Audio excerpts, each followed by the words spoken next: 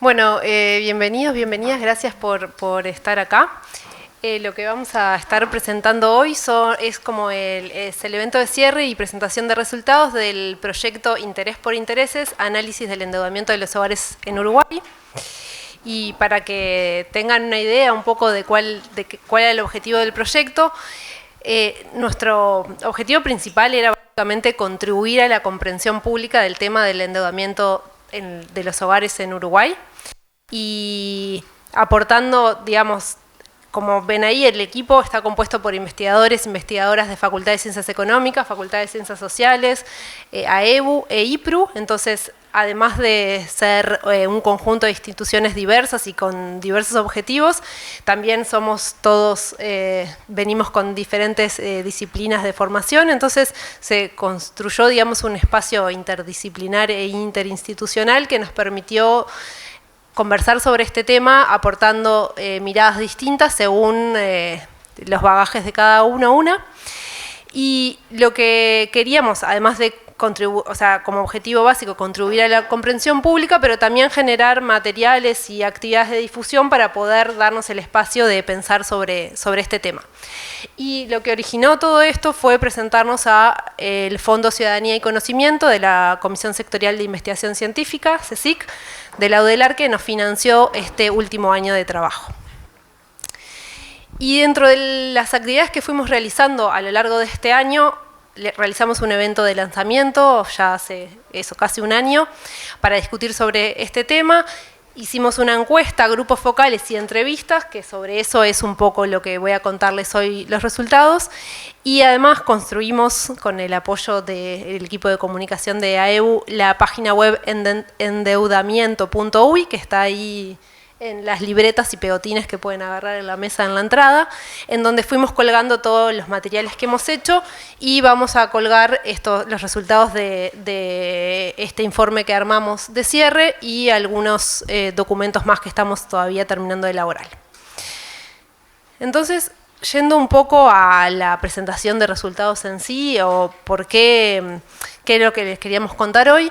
Por un lado, para enmarcar a aquellos que no saben tanto, Uruguay es un país que en sí tiene un bajo ratio de crédito a las personas físicas sobre el PIB, o sea, más o menos 12,3% según fuentes del BCU en 2023, y comparado con otros países nos ubica eso en un ratio bajo de crédito a las personas físicas. Y eso se debe sobre todo porque en nuestro país, en comparación con otros países, hay un escaso desarrollo del crédito hipotecario que hace que estemos en ratios bajos en términos de crédito hipotecario y estamos en una situación intermedia en términos del crédito a las personas físicas con destino consumo o adquisición de automóviles. Eso como para tener un panorama general de cuando hablamos de endeudamiento de las personas, donde se ubica Uruguay. Y lo que vemos sí es que en el último tiempo, sobre todo en los últimos 3 años, ha habido un incremento en el crédito al consumo. O sea, venía con un incremento más moderado desde el 2016 hasta el 2021 y después del 2021 tuvo como un incremento fuerte en los últimos 3 años.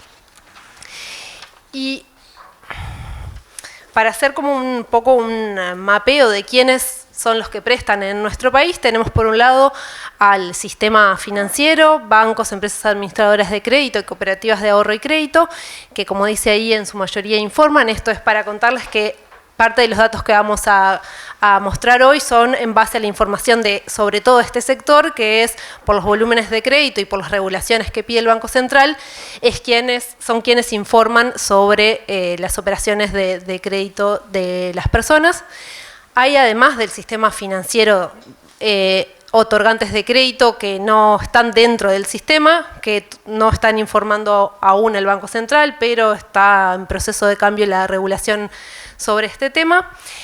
Y además tenemos el préstamo a las personas, que viene por el lado más informal, vinculado a familiares, amigos, y a su vez, el crédito ilegal. Un ejemplo de esto, capaz que algunos conocen, es el gota a gota, préstamos de muy, muy corto plazo, en donde además después las condiciones de cobro son en general de ejercicio de la violencia. Y Respecto al mercado informal, no hay fuentes de información actualizadas, hay algo medido a través de encuestas, pero la encuesta financiera de los hogares en Uruguay fue en 2017, ahí un poco se podía mapear sobre todo el crédito a familiares o otorgantes de crédito, también algunos de los créditos que me faltó mencionar, que es de las empresas que prestan plata para el consumo de sus propios bienes, pero obviamente esa información, que es del 2017, ahora está un poco vieja y la parte del crédito ilegal no está tampoco del todo bien mapeada porque es algo, digamos, difícil de preguntar. Entonces, lo que vamos a ver hoy es sobre todo respecto al sistema financiero de aquellos que reportan. Y esto es un primer punto de las cosas que queremos destacar en las conclusiones y discusiones que hemos tenido en el marco del proyecto, la necesidad de información sobre este tema y el pensar cómo hacer para poder mapear todo eso que ahora no, de lo cual no hay información. Respecto a la información que sí hay oficial, digamos, lo que podemos ver es que en términos del crédito al consumo de familias, más o menos 50% del crédito es otorgado por el BROW, hay un 25% más o menos que está otorgado por administradoras de crédito y otro 23% por bancos privados más FUSEREP. Entonces, esto está, por ejemplo, el bajo peso de los bancos privados en este segmento es porque hay muchas de las operaciones de los bancos privados que es a empresas y nosotros en todo este trabajo lo que hicimos fue básicamente enfocarnos en las personas, ¿sí? El BROW aparece como el principal prestador de crédito al consumo de las familias. Pero lo que sabemos también es que hay una diferencia importante entre los perfiles de personas que acceden a las distintas instituciones. Y eso también hace que haya diferencias, por ejemplo, en las tasas de morosidad por las instituciones. En general, los bancos y el BROW y los bancos privados prestan sobre todo a través de créditos con una capacidad de descuento, o sea, por ejemplo, asociados a trabajadores formales que pueden ir, solicitar y mostrar sus ingresos. Y las administradoras de crédito, en general, son las que prestan sobre todo a personas que no tienen esas otras garantías y eso hace que las condiciones en las que puedan prestar sean distintas y también que las tasas de morosidad según la institución sea distinta. Una cosa que nos parecía igualmente importante destacar es que a hoy hay buena parte de las empresas administradoras de crédito que pertenecen a instituciones, o sea, son propiedad, digamos, de bancos y quizás esa es una forma de segmentar a quién prestar vía una u otra institución. Y respecto a esto que les comentaba de los perfiles de quienes acceden a uno u otro crédito, también hace que las tasas de interés a las cuales se otorgan préstamos hoy en nuestro país sea distinta. En general, los créditos que tienen autorización de descuento tienen tasas bastante más bajas, más o menos, estos son los topes de tasas de crédito en función de la información del Banco Central, de entre 37 y 40% y bastante estable o incluso bajando en los últimos años, mientras que los créditos sin autorización de descuento son tasas bastante más altas, casi del doble. Ahí de nuevo son los topes en función de la información del Banco Central. Y esto que les comentábamos de las diferencias de quienes acceden a una u otra institución tiene implicancias después también en la posibilidad de pago. De hecho, hay un estudio de Graciela San Román, que es parte del equipo, que muestra que un poco de las dificultades de poder pagar los préstamos por parte de las personas que acceden a tasas más altas es porque esas tasas justamente son más altas y no solo por sus características que puedan ser o no distintas a quienes acceden a otro tipo de crédito. Si vamos al otro lado del mercado, digamos, a quienes son los que prestan, con datos también de quienes informan en base a la central de riesgo, vemos que con algún tipo de vínculo con el mercado de crédito, digamos, ya sea tener una tarjeta de crédito que implica pedir dinero que se pagará a fin de mes o al mes siguiente, hay 1.900.000 personas físicas que tienen registros crediticios y esto implica más o menos el 65% de la población adulta en Uruguay y 37% de esas personas se encuentran en la categoría de deudores con dificultad. y de esas hay 650.000, perdón, del total de personas en la central de riesgo hay 650.000 que tienen al menos una calificación de deudor irrecuperable, es decir, que están en una situación de posibilidad de impago total o de quien tiene el derecho a cobrar ese crédito lo considera como deudor irrecuperable. Esto implica que un cuarto de las personas de 18 o más en nuestro país están catalogadas como deudores irrecuperables, lo cual habla de un porcentaje importante de la población en esta situación que tiene asociados después además dificultades, por ejemplo, en el acceso a garantías de alquiler, bueno, acceder a otros préstamos, es decir, el hecho que haya una proporción importante también tiene implicancia en sus vidas cotidianas. Cuando nosotros, esto ahora es con encuesta, y esta encuesta la hicimos en el marco del proyecto a una representativa de la población uruguaya mayor de 18 años, lo que tratamos de ver es qué porcentaje de la población contesta con qué frecuencia pide dinero prestado, y lo que vemos es que más o menos el 40% de la población contesta que nunca pide dinero prestado y el resto raramente o frecuentemente piden dinero, ¿sí? Entonces hay un 40% que no usaría el crédito como forma de acceder a dinero o a bienes, pero hay un 60% que sí. Cuando vamos a ver efectivamente cuál es la situación con respecto a sus créditos o préstamos, lo que vemos es que ese 40% que dice que nunca pide prestado es más o menos el que nos contesta que que no tiene préstamos, y en este caso quedó para el otro lado, es el blanquito ese de 38%. Es decir, los que dicen que nunca usan el crédito son los que efectivamente no tienen préstamo. Todo el resto que contestó o que rara vez o que frecuentemente, al día del momento de la encuesta, tenían de hecho un crédito o un préstamo activo. Y el 35%, mirando la población en general, estaba al día con los pagos, pero hay un 22% que estaba atrasado o directamente había dejado de pagar.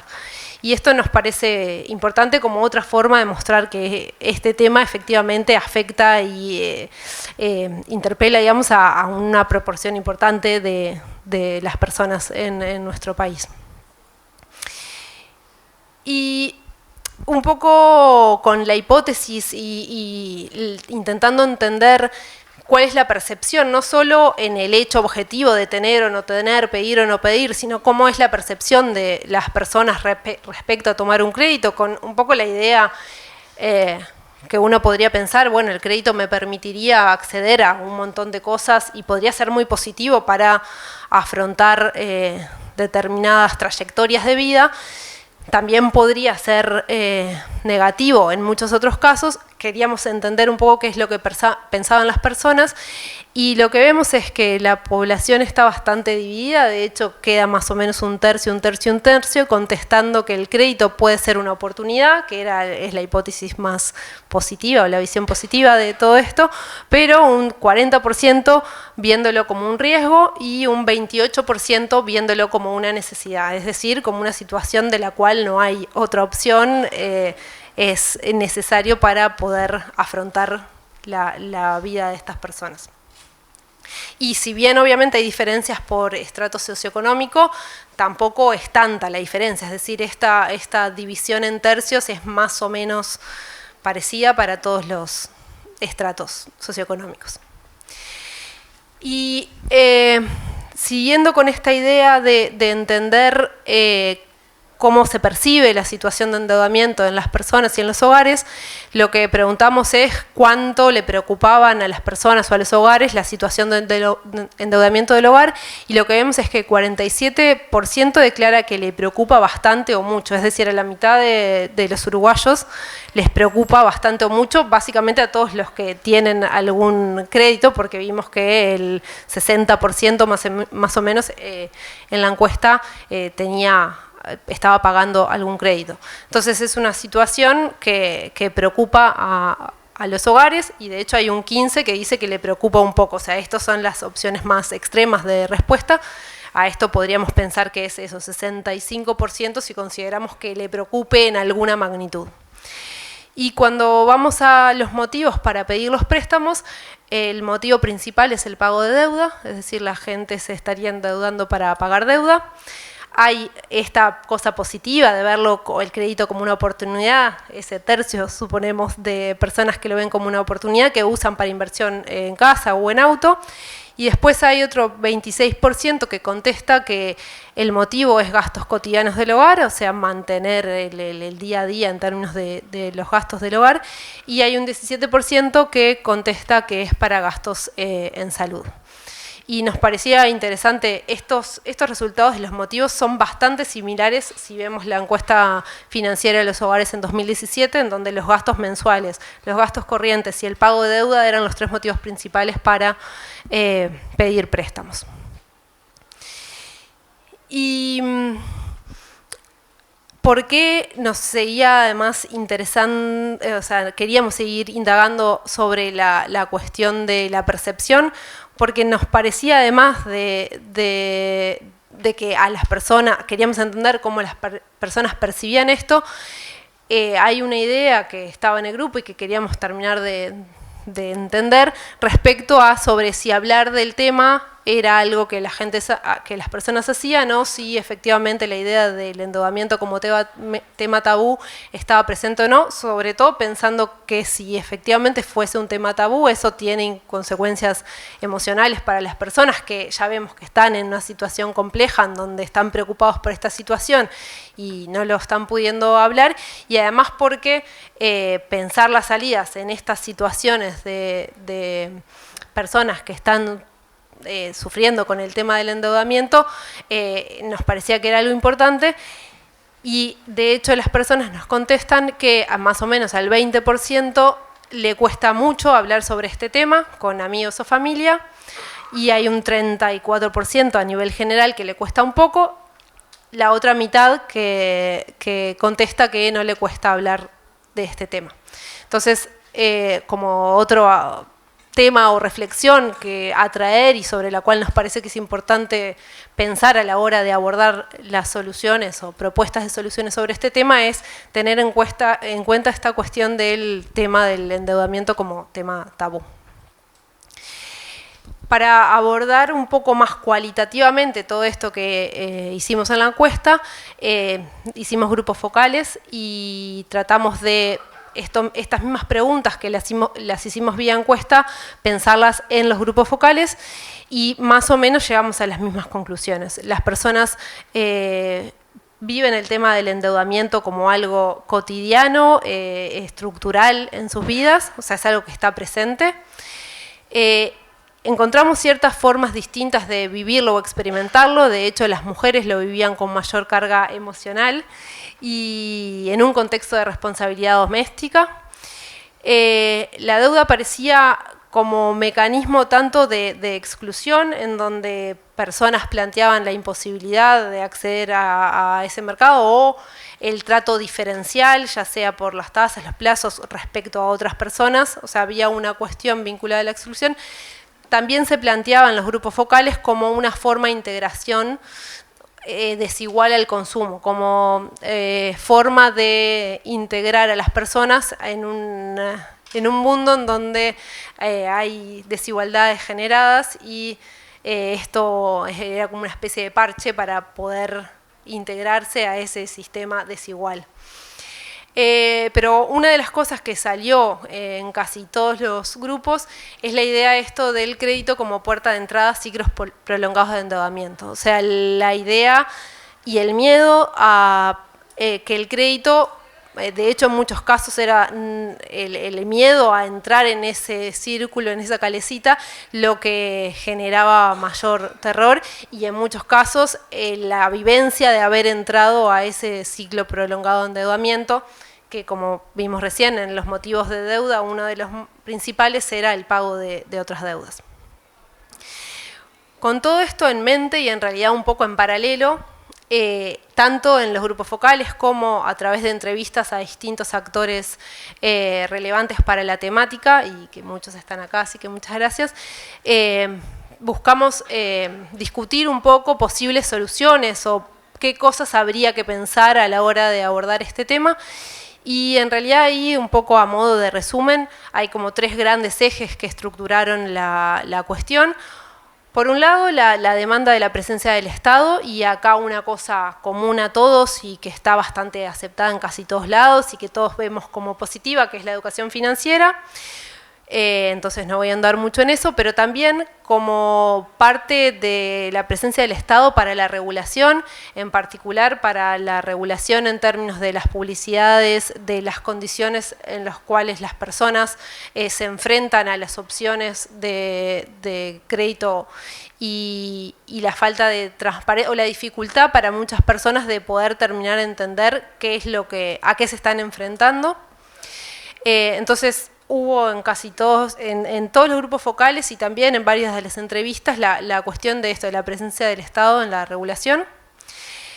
Después otro eje que estructuró un poco los distintos aportes fue el rol de la información, y acá para ambos lados, por un lado la información, la importancia de la información para quienes solicitan créditos, y un poco vinculado a esto de la regulación, la transparencia y también el poder acceder a información sobre las opciones de crédito que hay, que sea sencillo acceder a eso, pero también la información como forma de posibilidad, digamos, de bajar los costos de quien da crédito, la información positiva para que aquellas personas que son buenos pagadores en muchas instancias que no son de tan fácil, no son tan fáciles de corroborar para quienes da el crédito, puedan acceder de forma de bajar esos costos que permitan dar créditos y en condiciones mejores para quienes los toman. Y lo último, que en realidad para nosotros era un poco lo más estructurante e importante, esta idea de las mejoras estructurales de las condiciones de vida, y nada de lo anterior tiene sentido sin pensar esto último, porque el endeudamiento no debería ser una solución a situaciones en las cuales las personas necesitan ingresos para mantener su vida cotidiana, su vida diaria, y entonces en ese sentido la mejora estructural de condiciones de vida y garantizar estos ingresos mínimos para sostener niveles de vida dignos que no impliquen tener que entrar en esa lógica de la deuda como salida. Y también vinculado a eso, la idea esta de el rol del estado de bienestar y qué pasa con quienes quedan en esos márgenes, qué pasa cuando alguien se enferma, cuando una persona tiene que cuidar a otra persona y no puede trabajar y eso implica menores ingresos, o sea, qué capacidad tienen las personas de tener respuestas que atenúen shocks que pueden ser negativos, y el rol también del mercado laboral en todo esto, que deja a quienes no tienen una inserción formal en el mercado laboral, sobre todo más expuestos con falta de capacidad de reacción o de acceso a un estado de bienestar que los proteja, y además se enfrentan a condiciones del crédito mucho peores que quienes sí tienen una inserción distinta en el mercado laboral.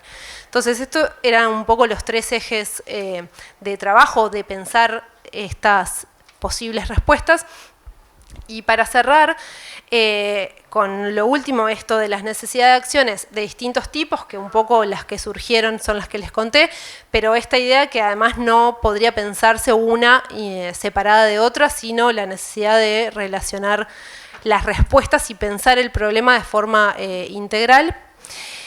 Todo esto considerando que es un tema tabú, a pesar de que es algo corriente y que afecta a muchas personas, más allá de si la economía del país no sufre o no tiene riesgos porque haya personas en la situación como las que les conté. De hecho, para un cuarto de la población y para la mitad de quienes declaran que este es un tema preocupante, nos parece que es suficiente la importancia para esas personas de este tema como para que sea abordado de forma integral.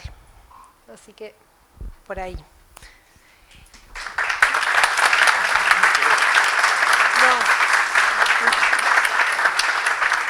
Y yo me acabo de dar cuenta que empecé a hablar y no presenté a nadie, hice todo mal. Así que voy a dejar a Marcelo como moderador, así hace lo que tenía que hacer.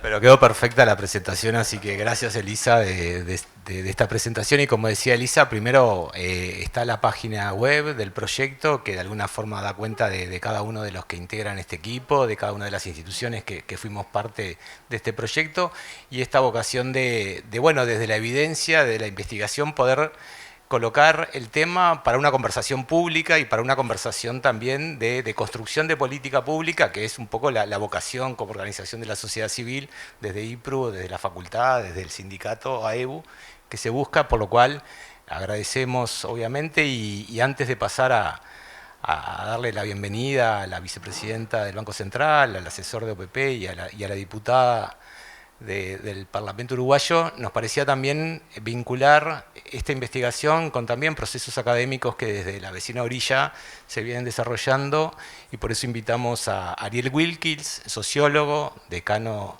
de la Universidad de San Martín, del Instituto Interdisciplinario de Altos Estudios Sociales. Siempre son títulos un poquito más largos de los comunes.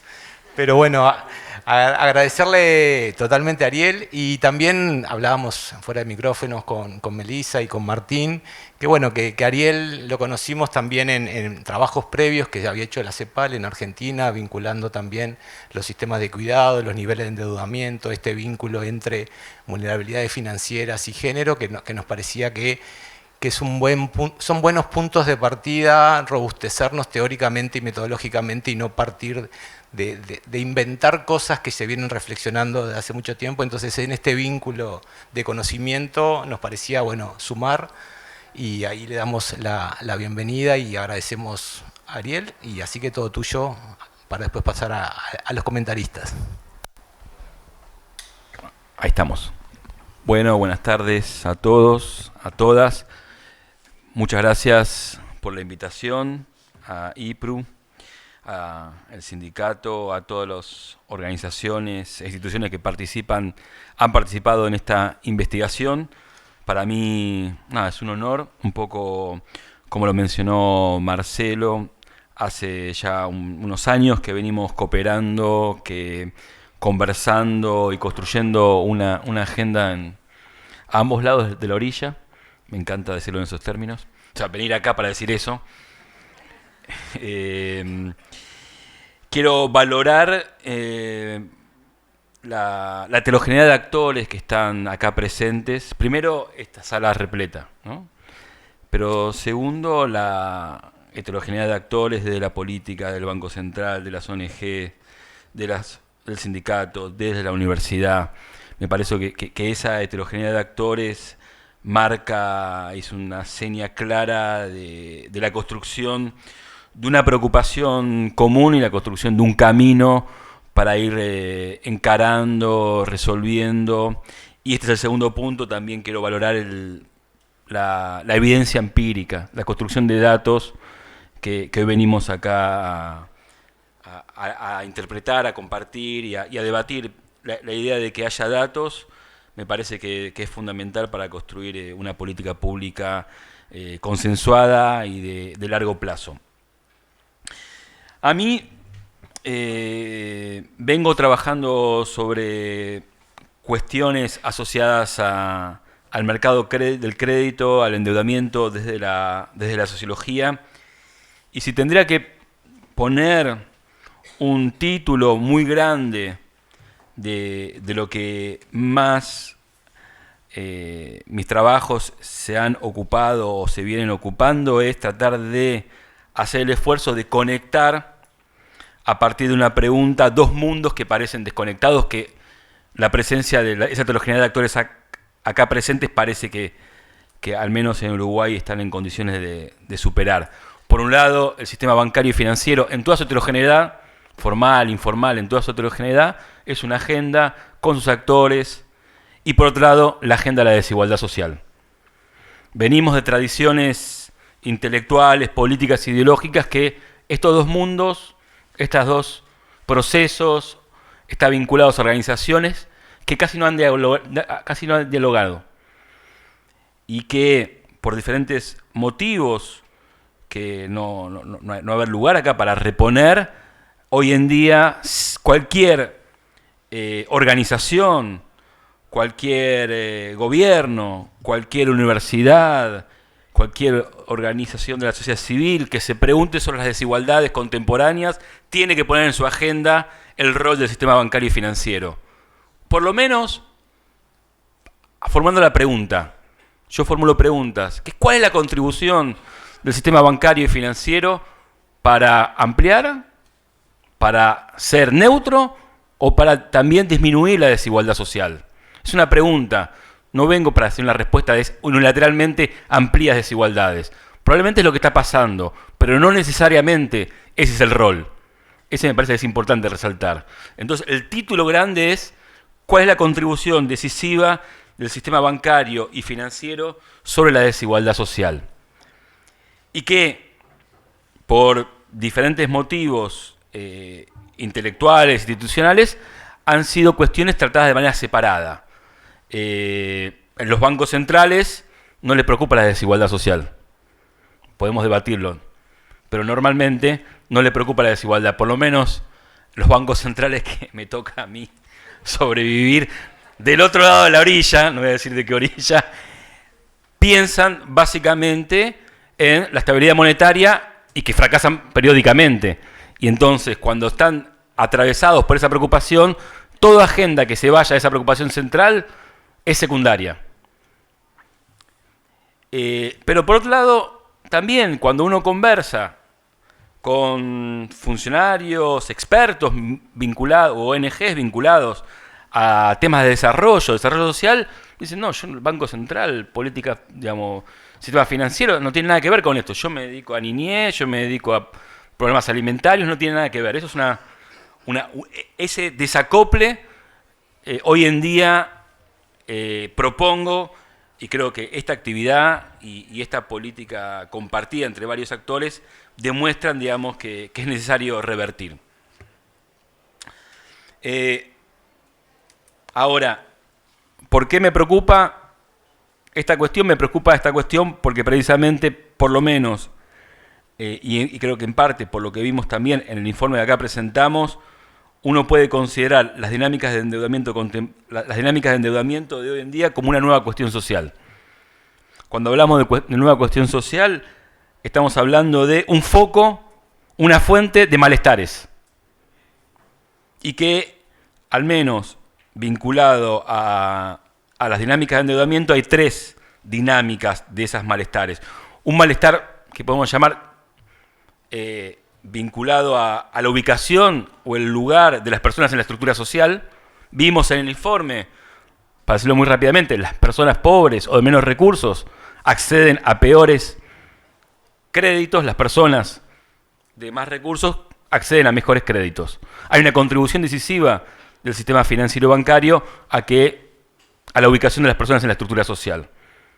Probablemente, y eso es algo que todavía no está estudiado en profundidad, las dinámicas de endeudamiento inciden en las trayectorias de no salida de la pobreza. Si a veces vemos cómo no evoluciona positivamente los indicadores de pobreza, tendremos que pensar de alguna manera cuál es la contribución de las dinámicas de endeudamiento de los hogares para que no puedan salir de la pobreza. Y ahí un Ministerio de Desarrollo Social, un Banco Central, tienen que hablar juntos. El segundo punto, que tiene que ver también cuáles son las fuentes del malestar contemporáneo vinculado al endeudamiento, es cuando aparecen las dinámicas de endeudamiento, aparecen relaciones sociales degradadas. Las personas entran en relaciones de explotación, parte de sus ingresos tienen que ir a pagar, por ejemplo, a un préstamo informal, eso es una explotación financiera. A relaciones de dominación, un inquilino, por ejemplo, que se atrasa en el pago de su alquiler, está en una relación de sujeción con el propietario.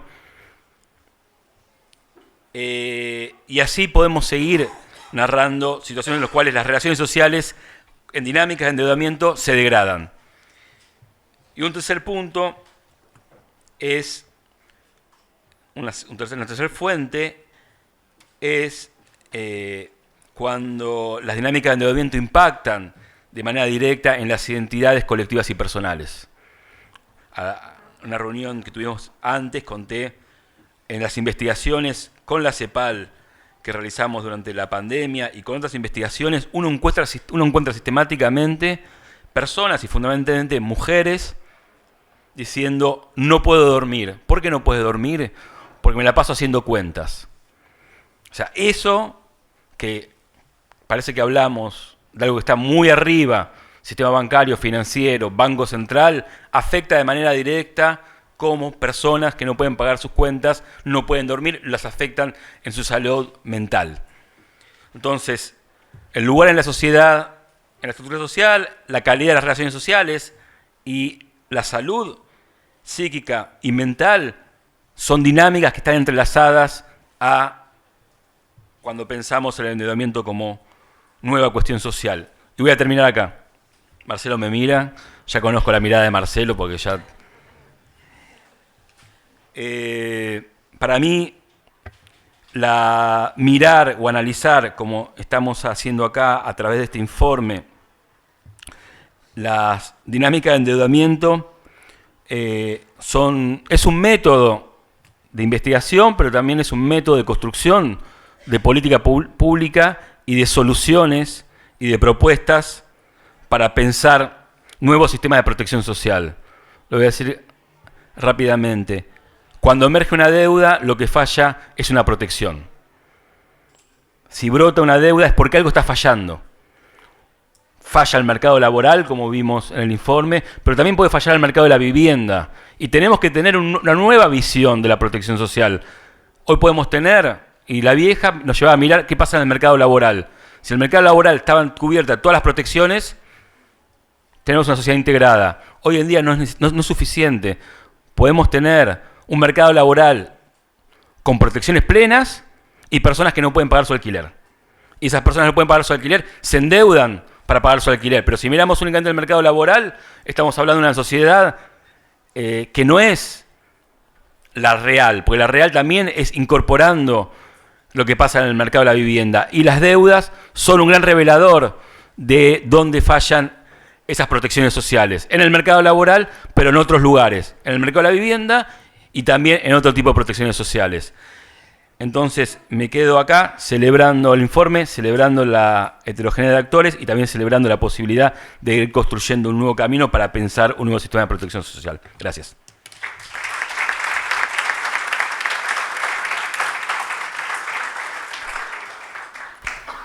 Gracias, Ariel. Y bueno, le damos la bienvenida a la vicepresidenta del Banco Central, Ana Claudia de los Heros. Le agradecemos la presencia, a Guillermo,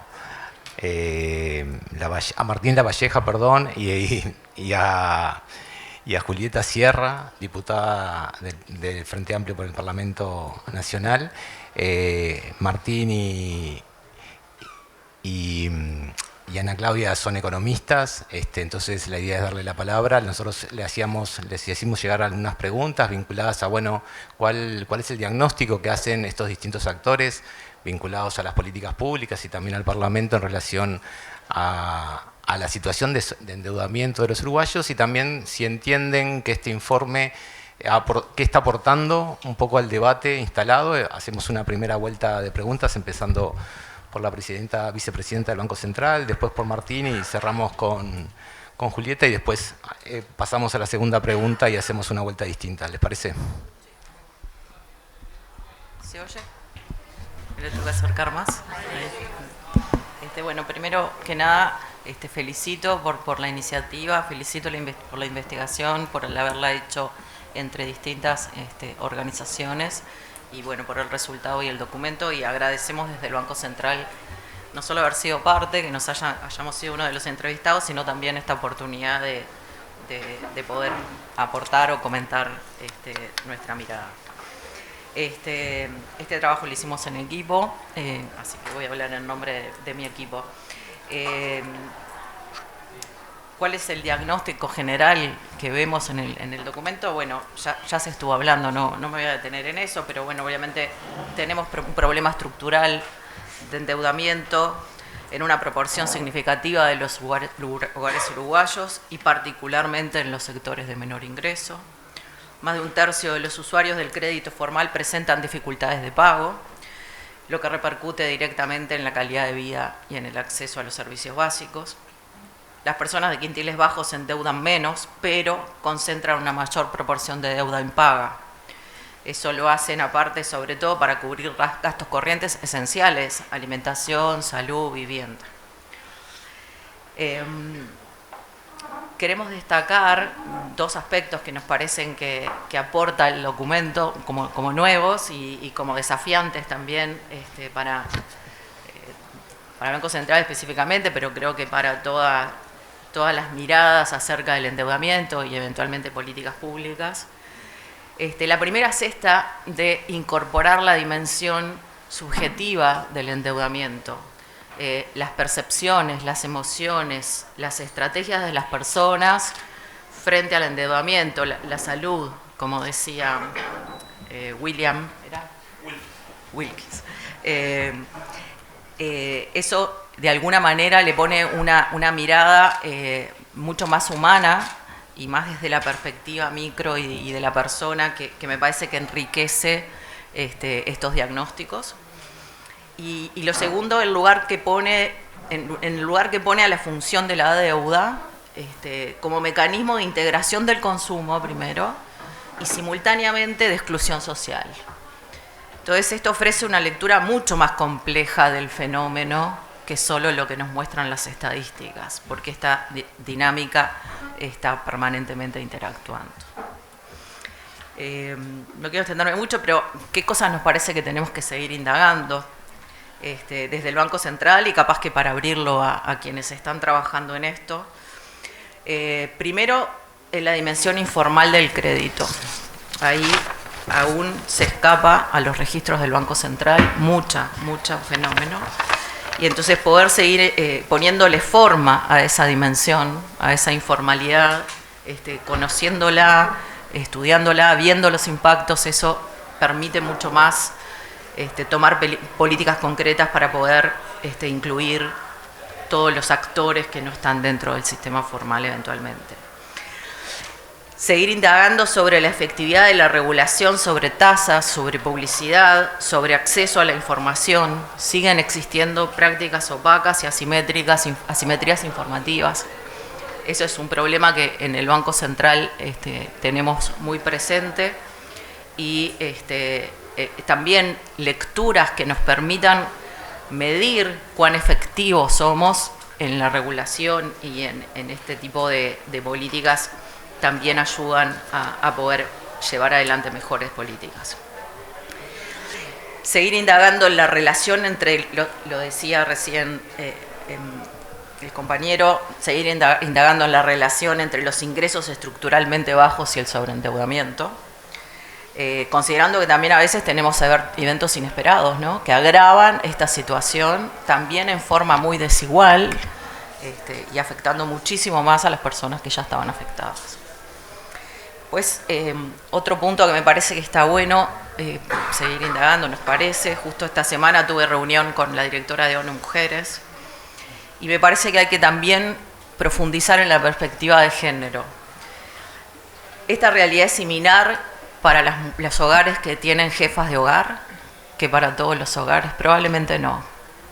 El acceso al crédito, el uso del crédito y el endeudamiento es el mismo para hogares donde las mujeres son jefas de hogares, tienen otras caras, otras necesidades, se usan para otras cosas, capaz que más para cuidados y no tanto para otro tipo de gastos. Entonces me parece que está bueno continuar, ampliar este trabajo poniéndole también esa perspectiva. Y después, por último, simplemente esto nos lo decimos nosotros, y nos despierta también esto, y es que desde el Banco Central nos propusimos especialmente, y así estamos trabajando en el plan estratégico para estos 5 años, en seguir desarrollando el mercado de crédito, especialmente en pesos, de manera que sea realmente accesible para toda la población y que pueda ser visto, como decían en el estudio, que solo el 13% lo ve, como una oportunidad de poder no solo invertir, sino también poder organizar mejor nuestra vida y nuestro presupuesto.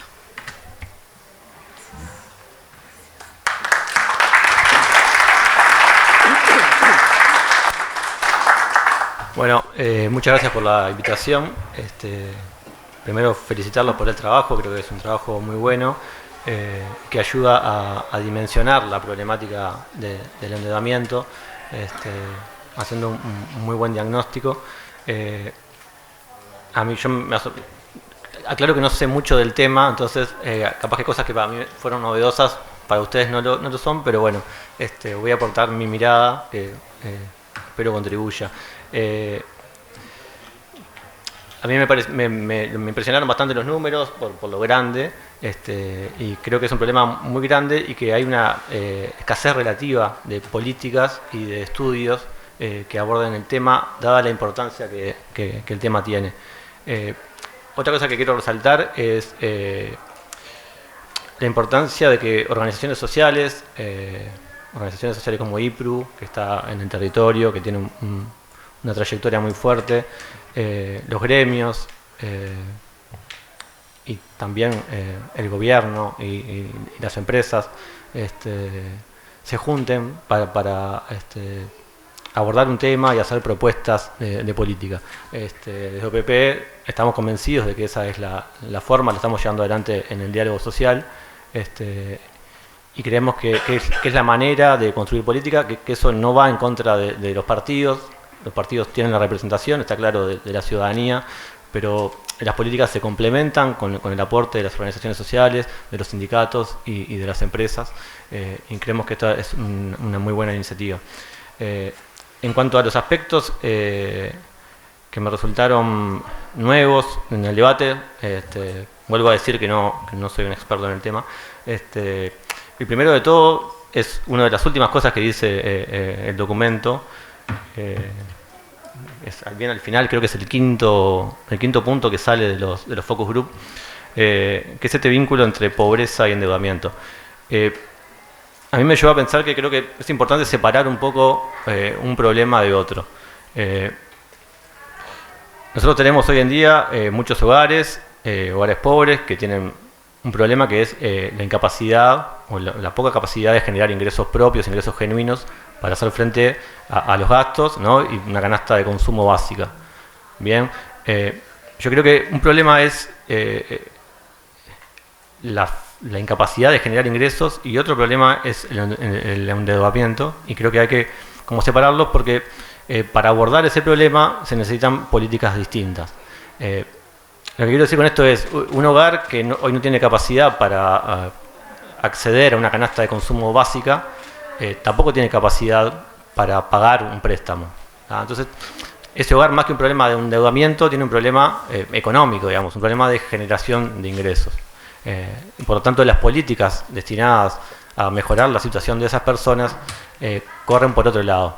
Me refiero acá a endeudamiento al consumo, ¿no? Uno podría decir, la persona se endeuda para un emprendimiento productivo y de esa manera salir de su situación de pobreza. No me refiero a eso. Me refiero al endeudamiento para gastos corrientes, gastos cotidianos, que según el informe, el 26% de las personas, o sea, del endeudamiento es para eso, para gastos corrientes, digamos, gastos que la persona debería poder cubrir con sus ingresos. Entonces me parece, a mí eso último que dicen en el trabajo me llevó a pensar esto, separar por un lado lo que es un problema económico de insuficiencia de ingresos, de capacidad para generar ingresos, que tienen que ser abordados con políticas sociales, con políticas de empleo, políticas salariales, ¿no? De mejoras salariales para los salarios más sumergidos, políticas de formación profesional para poder reinsertar a las personas en el mercado laboral, políticas de cuidados para que las mujeres puedan efectivamente ofrecerse en el mercado de trabajo y tener ingresos genuinos. Y bueno, claramente otras políticas que sí pueden tener que ver o abordar a esta población y a la población que está por encima, digamos, de las personas pobres, digamos, que son políticas de vivienda, políticas de salud, que ahí sí hay muchos gastos imprevistos que mueven a la economía de un hogar, que tienen que ver con el acceso a vivienda, que tienen que ver con el acceso a salud, a tratamientos, a medicamentos de alto costo.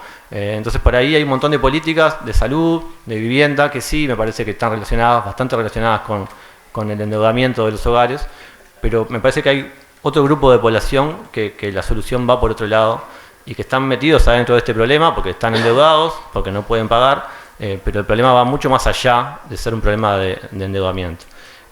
Después me anoté dos cosas más. Bueno, resaltar la perspectiva cualitativa y multidimensional del trabajo, creo que es muy buena. Poder incorporar las percepciones, las emociones, el estigma, creo que es algo que aporta mucho y que yo no lo he visto en otros trabajos. Y por último, esto también tiene que ver con mi desconocimiento, pero si bien yo tenía bastante conocimiento de la concentración en el mercado bancario, digamos, no tanto la concentración en las empresas de crédito. Y ustedes lo muestran ahí que muchos bancos han comprado a las empresas de crédito, entonces el mercado de crédito también está concentrado, y eso creo que es muy importante porque abre la puerta a pensar más en las regulaciones, a pensar más en el rol de la política pública. Yo cuando empecé a leer decía 62 empresas de crédito, entonces decía, bueno, es un mercado competitivo, capaz que no hay tanto lugar para la política pública, pero después cuando ves que en realidad la mayoría de los bancos compraron a las empresas de crédito más grandes, cuando ves el mercado en realidad está muy concentrado, y creo que ahí se abre un poco la puerta para la política pública. Por último, los aspectos a seguir indagando, voy a repetir un poco lo que dijo acá mi compañera.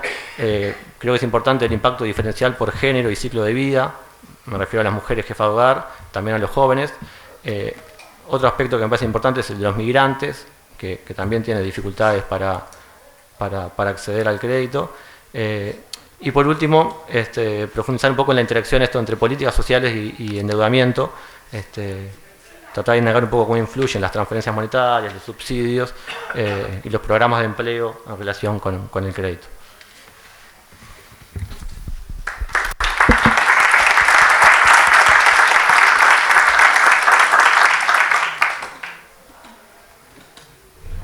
Bueno, buenas tardes, buenas noches. Lo malo de quedar para lo último es que ya dijeron casi todo lo que tenía pensado decir. Eso es bueno porque coincidimos en la mayoría y la idea es, obviamente, no ser reiterativa. Bueno, mi nombre es Julieta Sierra y soy representante nacional por el Frente Amplio. Agradezco la invitación. Celebro principalmente que estemos hablando de este tema. Creo que eso es lo fundamental. Hablar de endeudamiento, hablar del sistema financiero, poner temas que pueden considerarse tabú muchas veces o no, de acuerdo a los datos que tengamos, pero hablar de este tema en lo macro, en grandes esferas y también, o sobre todo, en lo micro, en cómo afecta a las familias, como ya lo dijeron también quienes me antecedieron en el uso de la palabra, porque es la única forma de llegar a buen puerto y encontrar soluciones, porque yo sé que para enfrentar este tema, que es los números, no voy a ser reiterativa en el diagnóstico, porque ya quedó claro, porque si tenemos 650.000 personas que están en las peores categorías, es porque tenemos un problema y porque todos tenemos conocidos, y no somos nosotros, todos tenemos conocidos cercanos que están en el clearing, que han abordado situaciones difíciles, y por eso es importante hablar también en el llano de este tema. Y sé que tenemos diferencias de acuerdo a qué hay que hacer, y está bien que así sea, y probablemente en algunas cosas no nos pongamos de acuerdo sobre cómo abordarlo, pero algo hay que hacer, porque es un problema que como lo dicen los números, porque es importante poder trabajar sobre números, y por eso celebro muchísimo este informe, que a mí al menos me vino como un ABC o como un diagnóstico fundamental para poder trabajar sobre este tema con datos reales y con mayor profundidad, y ojalá se vengan muchos estudios más. Es importante tenerlo para encontrar, bueno, los puntos en común y qué posibles salidas podemos justamente ir encontrando. No voy a ahondar en el diagnóstico, también estoy más como en una etapa de mucha escucha, de mucho estudio y de mucha reflexión sobre este tema. Obviamente no tengo las soluciones ni lejísimos de eso, pero sí me parece que este intercambio con diferentes actores involucrados y también con la sociedad toda, porque toda la sociedad está involucrada de alguna forma u otra por los números, así lo marcan, creo que es fundamental. A mí hay algunos datos puntualmente que me sorprendieron también. Algunos más o menos los tenía en el radar, pero muchos me sorprendieron, como decía también recién quienes hablaban. Y eso lo separé como en dos bloques. Uno es la estructura del mercado. Recién lo decía Martín, también un poco la concentración del mercado de crédito, como el 63% del mercado están en las empresas administradoras de créditos, propiedades de bancos. Esa concentración fue una de las cosas que más me sorprendió. También que los créditos otorgados al consumo del segmento de familias, como dice el informe, representen un 7.8% del PBI.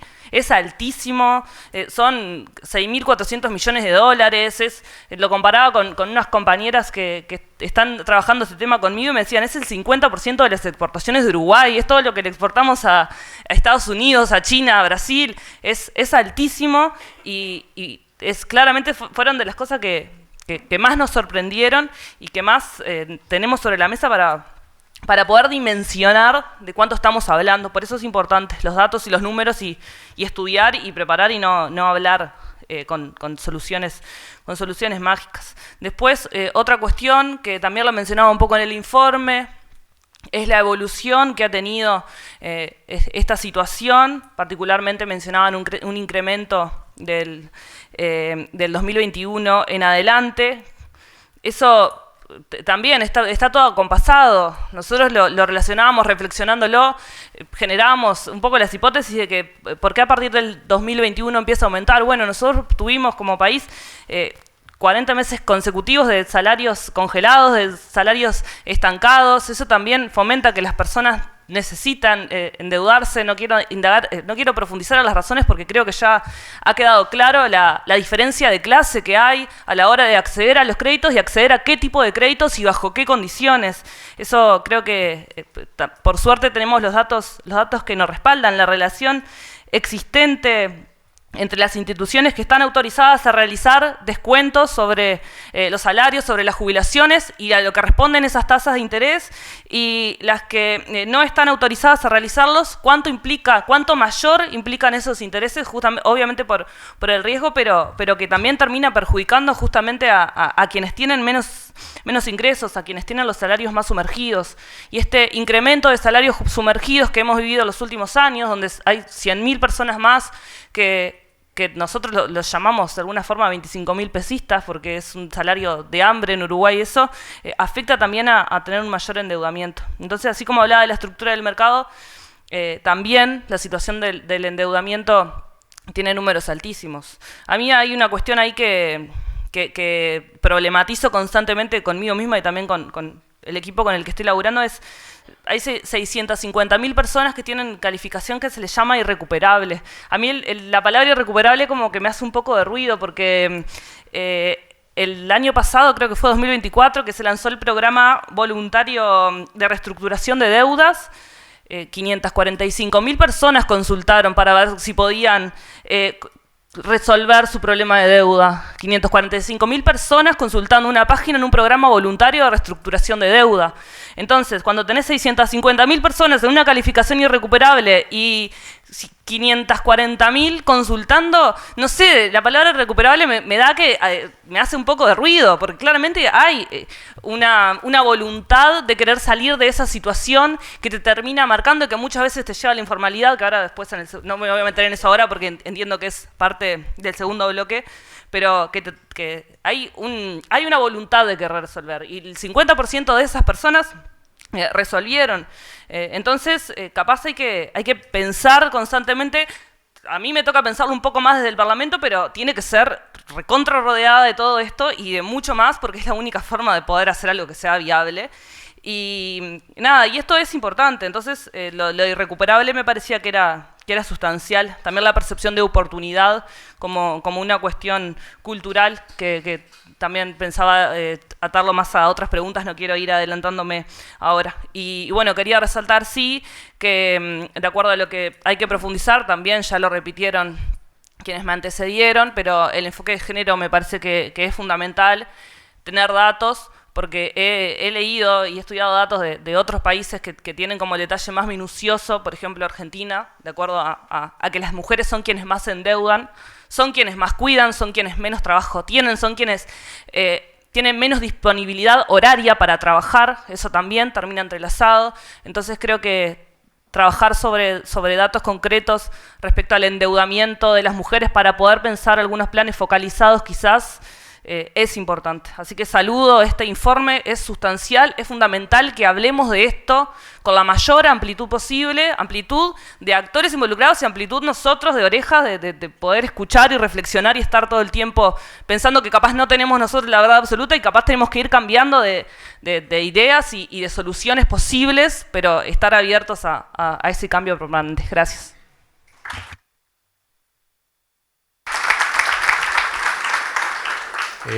Hay una segunda pregunta y hay una tercera pregunta. Yo los invito a guardar los aplausos para la última pregunta, así podemos profundizar un poco y no quedan tan inhibidos a ver el aplaudómetro.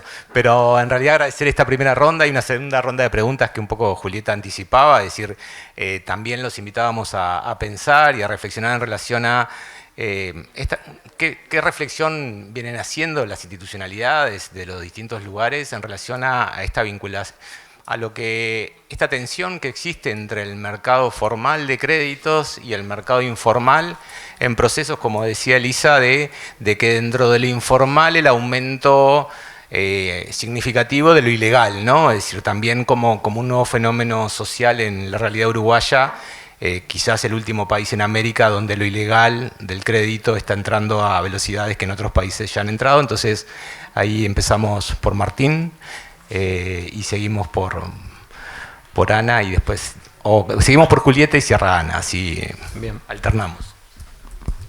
Bueno, la pregunta decía, ¿qué reflexión le merece las tensiones entre el mercado formal e informal de créditos y cómo abordar esa tensión? Yo creo que la existencia de un mercado informal es un poco inevitable, existe en todos los mercados. Si uno piensa, ¿no? Cualquier mercado que piense, siempre hay un mercado informal, como, no me sale la palabra, pero existe un mercado informal. Yo creo que la mejor forma de combatir este mercado informal es mejorando el mercado formal, ¿no? Entonces, en ese sentido, yo creo que hay como tal vez 4 cosas importantes. Primero, acá no me quiero desarrollar mucho porque está Julieta, seguro va a hablar de esto, pero la existencia de nuevas leyes que regulen, ahí tenemos 2 proyectos de ley que para mí son muy importantes. El proyecto de ley de protección de deudores de bajos recursos, es un proyecto bastante completo que aborda distintas temáticas. Aborda la temática del tope, el tope máximo, la publicidad de la tasa efectiva anual y del monto total a pagar cuando uno toma un crédito, y después tiene una propuesta de reestructuración de créditos. Después otro proyecto de ley que está en el Parlamento, que creo que también es muy relevante, es el proyecto de educación financiera, que propone incluir la educación financiera en los ciclos de educación formal. También está en el Parlamento. No voy a desarrollar mucho, lo mismo por Julieta. Después, bueno, evidentemente la regulación efectiva de prácticas abusivas en el sector formal, creo que ahí hay que darle capaz que más herramientas al Banco Central. Seguro mi compañera va a abordar ese tema. La educación financiera creo también es crítica, es importante desarrollarla. Y por último, capaz que es un tema que puede ser más polémico, en el mercado, digamos, de crédito para emprendimientos, el Estado está, a través de República Microfinanzas. Creo que no hay que amputarse la posibilidad de discutir si el Estado, si a través del Banco República o de una subsidiaria, no tiene que tener un rol más importante en el mercado de crédito al consumo, orientado a personas de menores recursos. Creo que eso es importante. Hay experiencias en otros países de América Latina de bancos orientados a esos fines, en México y también en Argentina. Y bueno, creo que que se debería discutir si el Estado, a través de una empresa financiera, no debería operar en ese mercado, teniendo en cuenta esto que hablamos de la excesiva concentración que tiene el mercado, como forma de alguna manera de guiar y de poner condiciones máximas, por lo menos, a las tasas de interés. Por ahí nomás.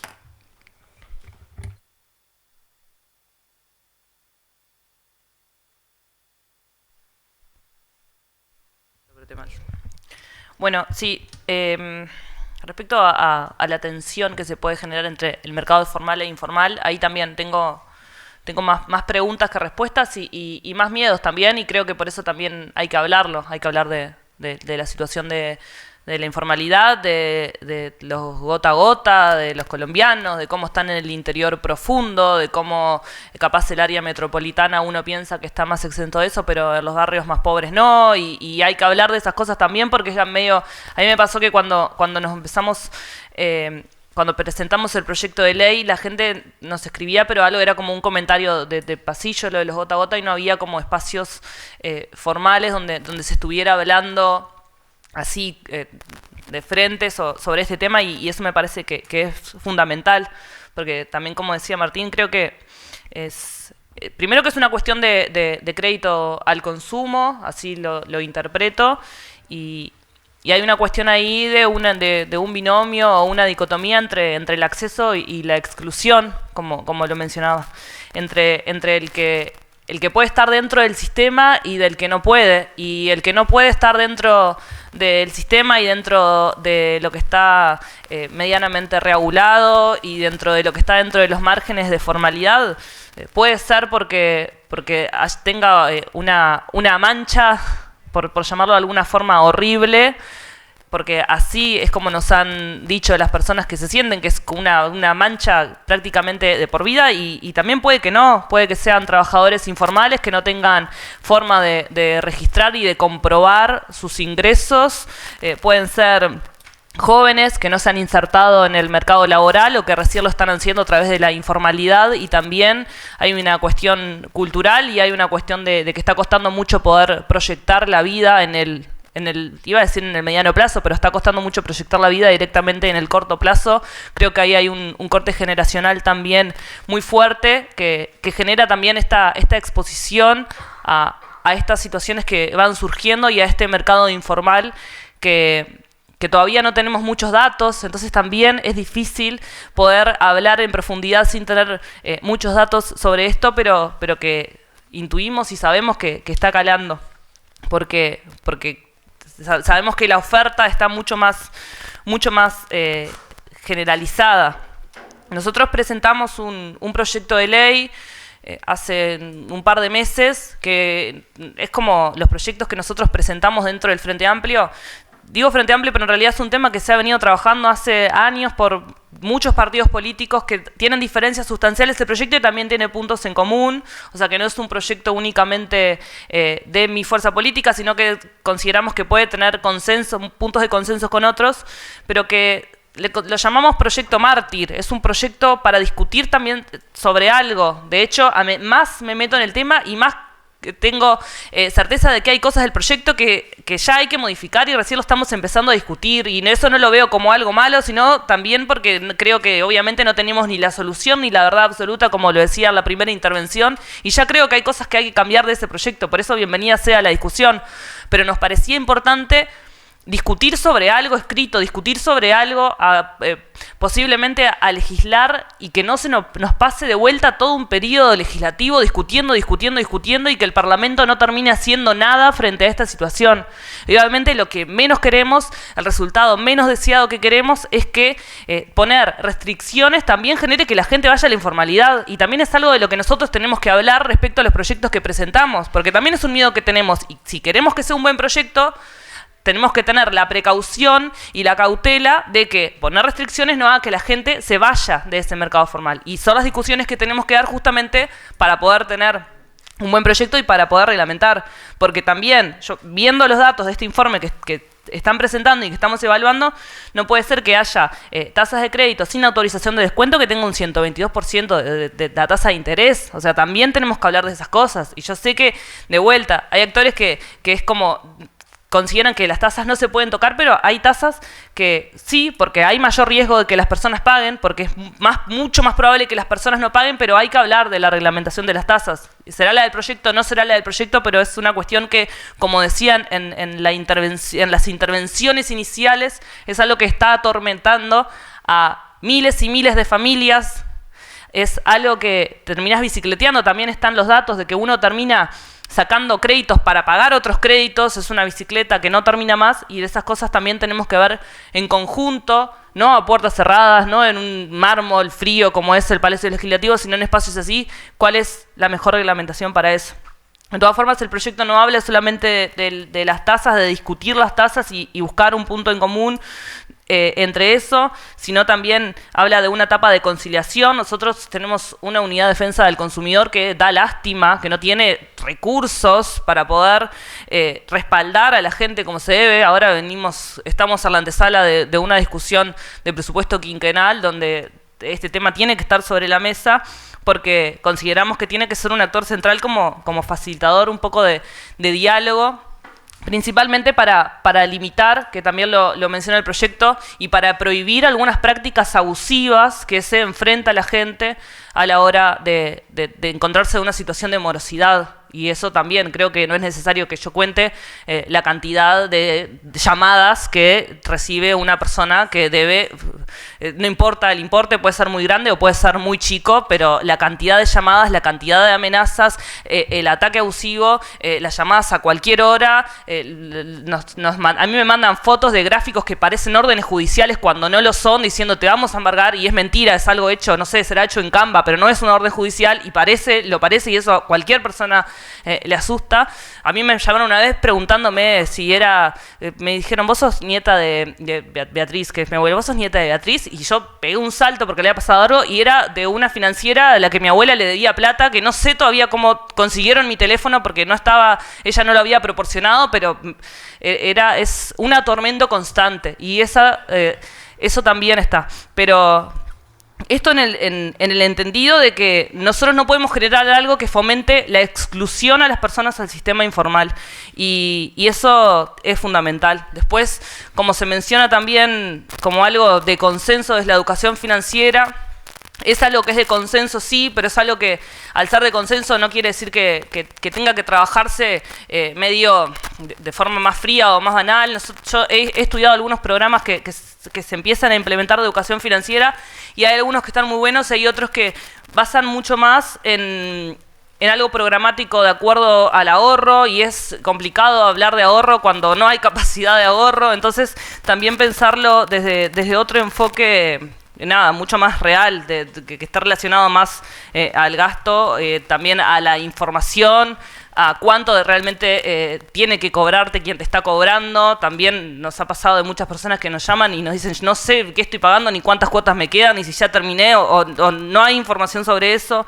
Y creo que poder transparentar estas cosas pueden ir ayudando, por lo menos de a poco, a ordenar un poco la casa y no terminar fomentando y proliferando una informalidad que considero se va incrementando. Fue muy extenso capaz, así que te dejo nomás. Gracias.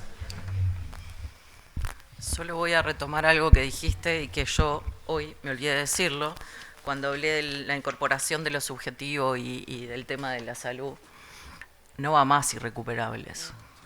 O sea, eso es un estigma a la persona que la decretamos irrecuperable. Yo creo que no hay personas irrecuperables, en todo caso no tienen oportunidades para hacerlo. Entonces ya estamos, pero también las leyes tienen que sacar esa palabra, que son las que la determinan en primera instancia. Bien, ¿qué mercado formal y mercado informal de crédito? Lo que nos muestra el documento es que hay una profunda desigualdad en el acceso al financiamiento. Mientras el mercado formal tiene regulaciones, tasa máxima, información del BCU, el informal es opaco, es ilegal e incluso muchas veces es violento. Pero no solo eso, sino que el informal no bancalizado ha mutado. no es más eventualmente el de uno puede conseguir alguna financiación con familiar o conocido, sino que hoy tenemos detrás de eso redes organizadas, tasas usurarias y prácticas extorsivas. Entonces, esto lo que muestra es que el fenómeno es mucho más complejo y por lo tanto se debe de abordar desde muchos lados e interdisciplinariamente, que era un poco lo que empezaba planteando el compañero acá. ¿Qué podemos hacer con esto desde una perspectiva institucional? Bueno, ahí me voy a poner un poquito, nos vamos a poner el sombrero del Banco Central. Pero lo primero que estamos convencidos que tenemos que hacer es una profundización de la supervisión y el registro.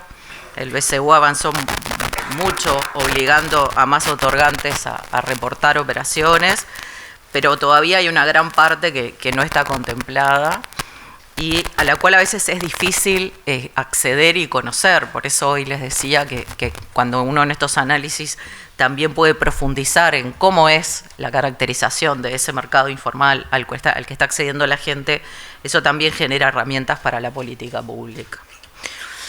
El otro abordaje que me parece importante es el avanzar hacia la transparencia y la comparabilidad de las condiciones a las que se accede al crédito. A pesar de que hay regulación vigente, el documento muestra que sigue habiendo dificultades para entender lo que es el costo real del crédito. Nosotros siempre conversamos, la gente toma un crédito pensando si puede pagar la cuota. Está bien, es lo que uno ve en su ingreso corriente. Ahora, no es consciente de todo lo que implica al endeudamiento al que está accediendo con esa decisión.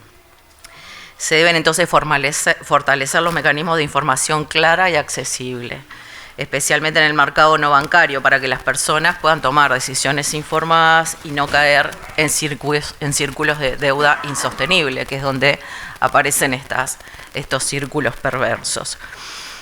Y lo último, el último punto que me parece que podemos aportar y que nos gustaría resaltar es todo el que tiene que ver con la promoción de la educación financiera.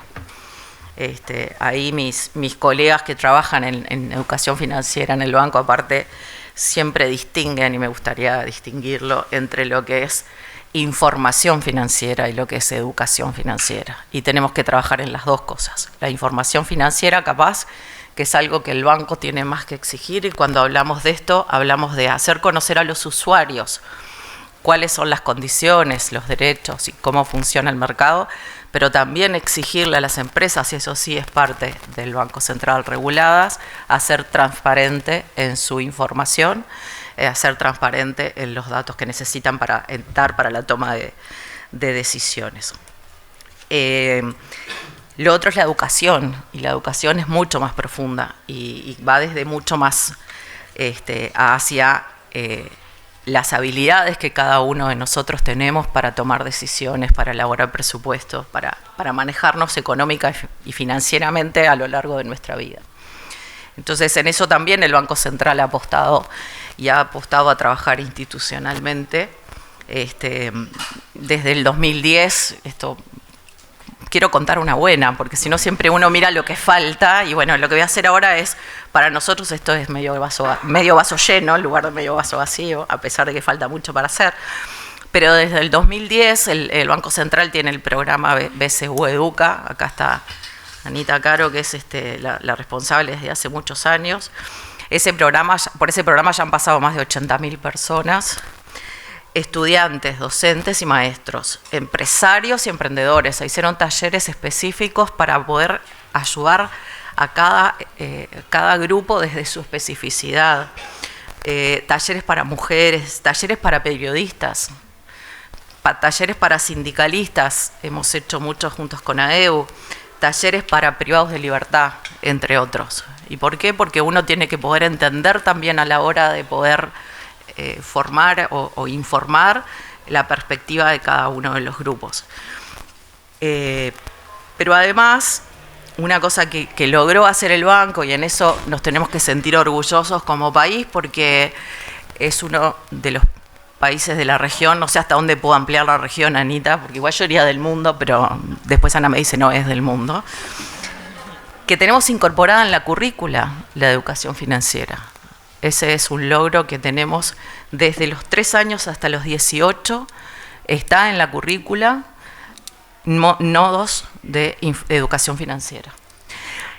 E incluso hemos hecho desde el Banco Central formación a docentes, porque esa es la otra pata, ¿no? O sea, no basta con que el material esté, y acá recuerden que soy economista, no me voy a meter en educación, mi madre me estaría rezongando, pero es la otra pata, o sea, necesitamos tener material, poder llegar a los alumnos, pero también personas capacitadas para poder transmitir esa formación. El banco también apostaba a eso. Hemos hecho muchos talleres de capacitación de docentes.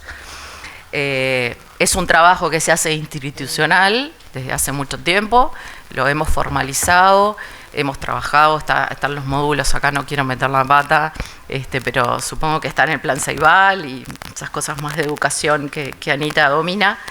Pero bueno, me parece importante destacar que eso está y que entonces ahí capaz que no somos lo suficientemente marketineros porque no es nuestro rol, pero eso ha servido para generar muchísimas sinergias, entre ellas con IPRU, por ejemplo, que nos conocimos en este marco, y creo que a partir de ahí también se generó esta iniciativa y otras instituciones financieras, otras asociaciones, otros bancos han también entrado en esta dinámica de educación financiera y de información financiera, que nos parece que es un círculo virtuoso y que es una herramienta fundamental para que la gente tenga mayor capacidad a la hora de tomar decisiones y de entender lo que nos estás mostrando. Por ahí, gracias. Gracias. Le damos la palabra a Ariel, que pidió sumarse a la ronda. Sí, no me queda claro si era parte o no de la ronda, pero voy a ser corto porque el tiempo es tirano acá. No, dos cositas sobre la relación entre informalidad y formalidad que para mí son importantes. Cuando una persona saca un crédito por el gota a gota o un usurero, ese gota a gota está brindando un servicio financiero. Pongamos entre paréntesis todo lo que nos genera. Y es un servicio financiero que no está brindando otro, o sea el sistema privado, el sistema público. Entonces me parece que cuando vemos la informalidad por todo lo que nos genera de rechazo, nos está indicando que ahí está fallando algo. Y otra cosa que también pasa, basado en el trabajo de campo, paradójicamente cuando hay un contrato, entre comillas, entre el gota a gota y la persona que saca el crédito, para la persona que saca el crédito es mucho más claro ese contrato que el contrato que puede tener con un banco, una tarjeta de crédito, incluso a riesgo de, si no pago esto me pegan un tiro, me cortan una pierna. Pero es más claro que todo lo otro. Digo, digamos, ver la informalidad, incluso en las situaciones más espeluznantes para nosotros, lo que nos revela el sistema formal. Y lo segundo también es en el trabajo, en sus investigaciones, cuando vemos a alguien en la informalidad y vemos la trayectoria, es altamente probable que esa persona estuvo en algún momento en la formalidad. O sea, las personas no viven y nacen en la informalidad, a priori. Tenemos que ver si esa persona pasó por la formalidad y qué es lo que pasó que la expulsó. Eso es muy revelador y no es un compartimento estanco. La informalidad por un lado, formalidad por otro. Y soy cortito, Marcelo, no me retes. Educación financiera, está el consenso, está claro, pero yo agrego a este consenso hay que reconocer los conocimientos financieros que las personas tienen, que a veces incluso nosotros desconocemos o nos cuesta codificar. Las personas, tienen conocimientos financieros súper sofisticados y complejos, incluso más que los nuestros. Y lo segundo, vinculado al tema de las trayectorias, muchas veces, o la mayoría, en la ausencia de información que vos marcabas, las personas no tienen información sobre que ellos mismos están en ustedes llaman en el clearing, nosotros lo llamamos de otra manera, pero las personas no saben. Y se enteran, o bien cuando llaman, como en el caso de tu abuelita, o en alguna otra circunstancia. Es parte, es importante en términos de información, poner disponibilidad que sea abierto. Listo, me quedo acá. Gracias, Ariel. No, yo me voy a tomar el atrevimiento también de hacer un comentario. En realidad también sí reconocer los avances del Banco Central desde hace mucho tiempo en relación a este rol rector de los procesos de educación económica y financiera. Claramente en la región lo asumen los actores privados y no el Banco Central, por lo cual sin duda es un logro que el país viene avanzando hace afortunadamente un tiempo, y también de alguna forma también complementar a esto de la información, el conocimiento con un elemento nuevo que son las habilidades financieras, que solo se construyen frente a herramientas de gestión financiera. Es decir, la habilidad saca la dimensión privada del sujeto, del componente educativo que le corresponde al sujeto como en forma individual, sino a cuáles son las herramientas financieras que el sistema privado y público ponen en juego para que esa habilidad se desarrolle. Y sin duda el endeudamiento esconde la ausencia de herramientas financieras para estos sectores y sigue depositando en lo privado del sujeto la educación, y creo que ahí tendríamos como la posibilidad de avanzar. Y por último, sin duda los avances de facultad, de ciencias sociales, con esta visibilizador de tasas que está presente en la Ley de Usura del 2008, reconocer el trabajo del equipo de Graciela, que de alguna forma hace unos meses ha puesto esa información online, que sin duda es un rol del Banco Central, y ojalá en breve pueda avanzar a facilitar esas herramientas también para interpretar estos números para los sujetos cotidianos, de a pie, que no son economistas y que sin duda requieren el desarrollo de estas habilidades. Pero sin más, vamos a la última y tercera pregunta, y acá invito a los aplausos, a los silbidos, a todas las historias de cada uno de ustedes. La última pregunta, en realidad muchos la han contestado ya, y tiene que ver, bueno, qué actores entienden, son importantes para el diseño, para la implementación y para el financiamiento de las políticas públicas para esta época en relación a este fenómeno, por lo cual empezamos por Julieta, seguimos por Martín y cerramos con Ana, Claudia, y después vemos cómo seguimos.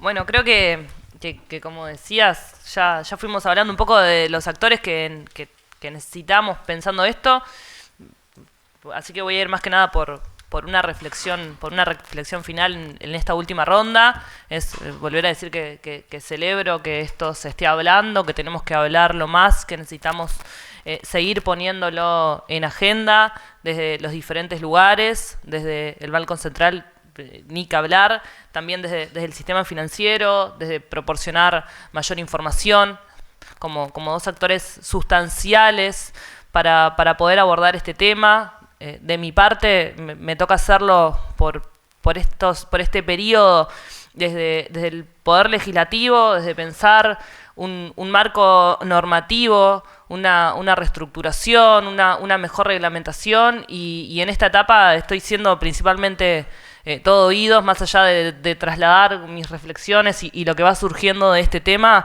Dejar como claro la mayor disposición para poder trabajar, para poder pensar desde el Parlamento, desde un sistema político que muchas veces se descree, y a veces con razón se descree, y que va perdiendo muchas veces legitimidad, o nos enfrascamos en discusiones entre cuatro paredes que no le cambia sustancialmente nada a nadie.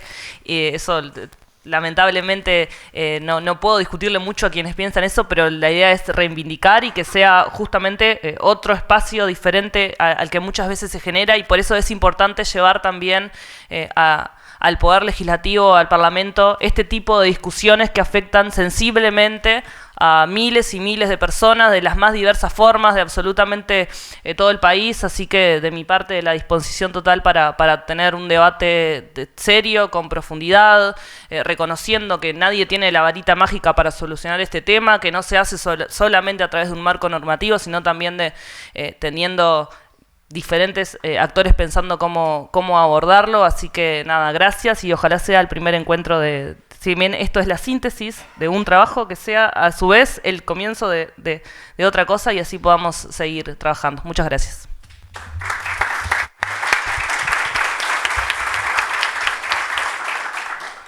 Bueno, sí, creo que la última pregunta también la hemos abordado en las introducciones anteriores. Creo que cuando uno se pone a pensar en en qué actores son necesarios o prioritarios, empieza a agregar y termina siendo más fácil decir cuáles no que cuáles sí, porque claro, como se muestra bien en el trabajo, el problema del endeudamiento es transversal a muchas dimensiones de la vida y por tanto eso hace que muchos actores sean relevantes a la hora de buscar la solución. Hablamos del Parlamento en su rol, ¿no?, de aprobar leyes, en el Banco Central en su rol de regulación y control, el BROW como posible actor en este mercado de créditos al consumo. También, como se mostraba en el trabajo, muchas veces estos gastos extraordinarios tienen que ver con el acceso a salud. Entonces ahí creo que es muy importante el rol del MSP. El MSP fija cuáles son las prestaciones obligatorias que las mutualistas deben ofrecer a las personas gratuitamente. Creo que ahí hay mucho trabajo para hacer. Después tenemos el Fondo Nacional de Recursos, con los medicamentos de alto costo, pero también con otras prestaciones. Tenemos también el BPS, que muchas veces financia un montón de equipamiento que es necesario para personas, no sé, tiene que ver con la visión, tiene que ver con audífonos, tiene que ver con problemas no sé, con equipamiento para personas que sufren discapacidad, un montón de gastos que las personas tienen que incurrir cuando les pasa algo vinculado a su salud. Después, bueno, obviamente en el tema de vivienda, la Agencia de Vivienda, el Banco Hipotecario, el Ministerio de Vivienda. En educación tenemos el MEC y la ANEP. Después en lo que tiene que ver más con el sector informal y los abusos del sector informal, bueno, claramente ahí tiene que jugar un rol el Ministerio del Interior, el Poder Judicial, la Fiscalía. Después, bueno, el sistema financiero privado también creo que tiene que ser parte de la solución. Ahí creo que destacar la reestructuración, el programa de reestructuración de deudas que se hizo el año pasado. Creo que esa iniciativa es muy buena y es importante que se pueda retomar o se pueda pensar algo similar para otro sector de población. Bueno, las organizaciones sociales y sindicales, la academia y por último creo que también resaltando algo que surge del trabajo es la perspectiva de los deudores.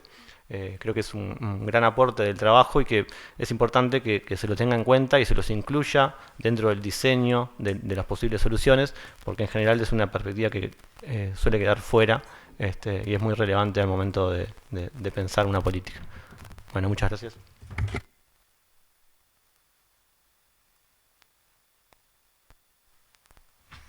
Bueno, voy a ser cortito para no alargar.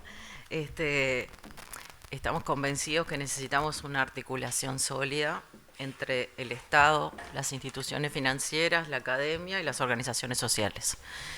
Solamente haciendo esta coordinación y esta articulación vamos a poder tener una mirada completa y poder hacer políticas públicas desde donde nos corresponda, atinadas y que realmente sean efectivas.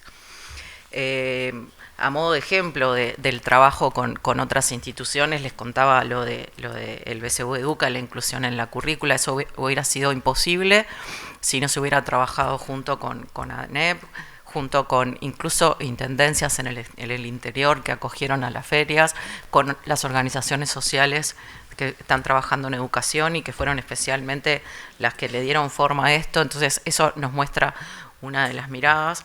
El programa de voluntario de reestructuración de deuda, eso no hubiera sido posible si no hubiera habido una articulación entre el regulador y todo el sistema financiero, pero además una articulación que iba más allá de elaborar el programa, también en desarrollar campañas de comunicación para que la gente supiera en las redes sociales cómo poder acceder al programa, cómo beneficiarse. Se trató de mejorar la visualización de la central de riesgos crediticios para que la gente la comprenda mejor. Todo eso surge de cuando uno se pone a trabajar interinstitucionalmente y le ponemos como las miradas y los desafíos que tenemos cada uno. Otro ejemplo que nosotros tenemos de trabajo interinstitucional es el que hemos hecho con Defensa del Consumidor. Nosotros elaboramos una guía de buenas prácticas para proteger al consumidor financiero y eso lo que hace es introducirle una mirada al agente financiero que va más allá de la normativa, que le incluye temas como el trato justo y equitativo, la transparencia en la información, la educación financiera, la resolución efectiva de conflictos, que en realidad no son temas que en la regulación los podamos imponer, pero que sí sabemos que son imprescindibles para que el consumidor esté protegido. Junto con esto, el trabajo que ahora nos preocupa también, y quería incorporar un temita también cuando hablamos de usuario financiero, de consumidor o de deudor, nosotros siempre separamos las personas y las personas jurídicas, las personas físicas y las jurídicas, siempre nos preocupan las personas. Pero hay desde la experiencia, yo vengo del sistema de pagos además, entonces el poder llegar con instrumentos que sean inclusivos para todos, la experiencia del pequeño comercio, porque esa también son empresas, bien son personas jurídicas y no físicas, pero ahí también hay roscas de endeudamiento informal, y que hacen también a veces en territorios que servicios que pueden estar prestando a algunos pequeños comerciantes se dejen de prestar porque también entraron en esta lógica. Entonces, me parece que esa es una mirada que también tenemos que poner, los pequeños comercios de barrio que también son parte de esta dinámica de endeudamiento. Bueno, no queda duda que es por ahí, que es trabajando con miradas interdisciplinarias. Nosotros como Banco Central estamos, por supuesto, totalmente comprometidos a seguir trabajando en la generación de información pública, en la regulación del mercado y en la educación financiera, articulando esfuerzos con todos los involucrados y con una mirada centrada en la inclusión financiera y en el bienestar de los hogares uruguayos. Así que desde el Banco Central valoramos profundamente este esfuerzo de investigación, lo celebramos y procuraremos que sigan estando presentes todas estas miradas y estos diagnósticos. Así que muchas gracias otra vez por invitarnos.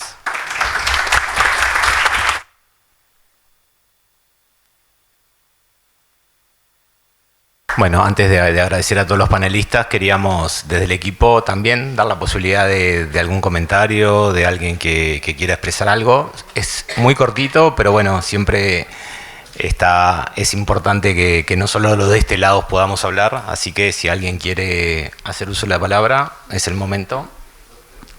2 preguntas, a ver.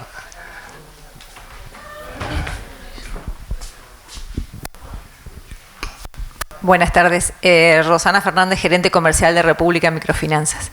Nosotros nos encontramos todos los días en el territorio con esta problemática de familias y de familias que viven del comercio, que están en la venta ambulante, en la calle, y son víctimas justamente del financiamiento informal y demás. La pregunta es cómo podemos aportar, cómo podemos hacer llegar información para que las autoridades puedan tomar cartas en el asunto, porque para nosotros es una realidad cotidiana que junto con las ONG vivimos a diario, pero no tenemos a veces a dónde direccionar a la gente, porque justamente para este público la defensa del consumidor no está funcionando.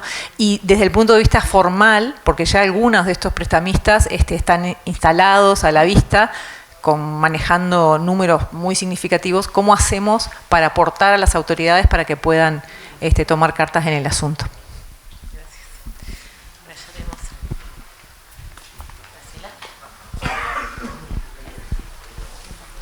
Hola, sí, yo voy a hacer un comentario breve. Digo, en primer lugar agradecer el trabajo de todo el equipo, que realmente me parece que trabajaron divino. Y quiero hablar un minuto nomás.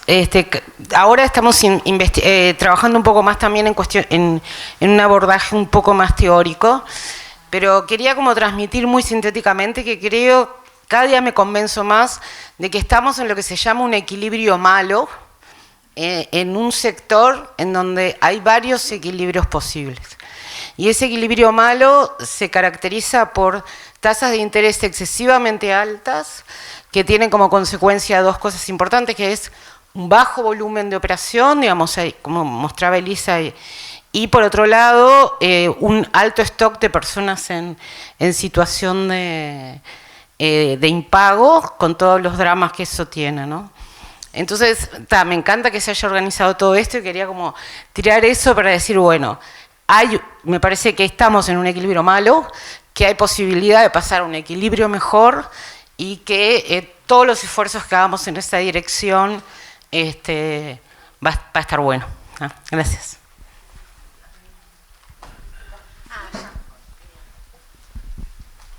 Buenas noches, José Teo Carnero, licenciado en Economía por la Universidad de la República. Yo quiero hacer un comentario más que me llamó la atención, que es que creo que toda la charla, corríjame si me equivoco, no escuché ni una vez la palabra ahorro.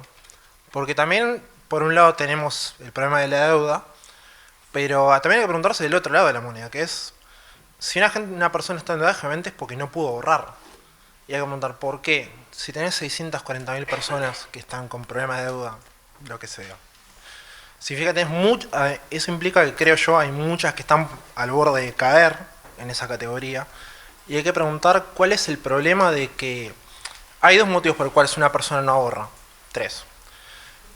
O gasta más o tiene un costo de vida más alto de sus ingresos, o tiene, ¿cómo es esto?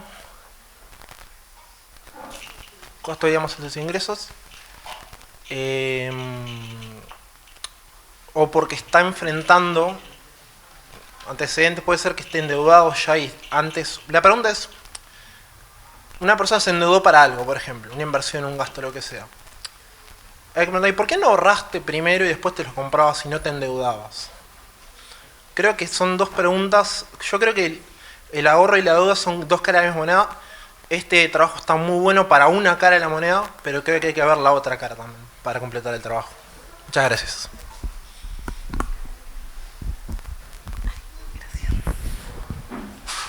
¿Alguien más? ¿Sí?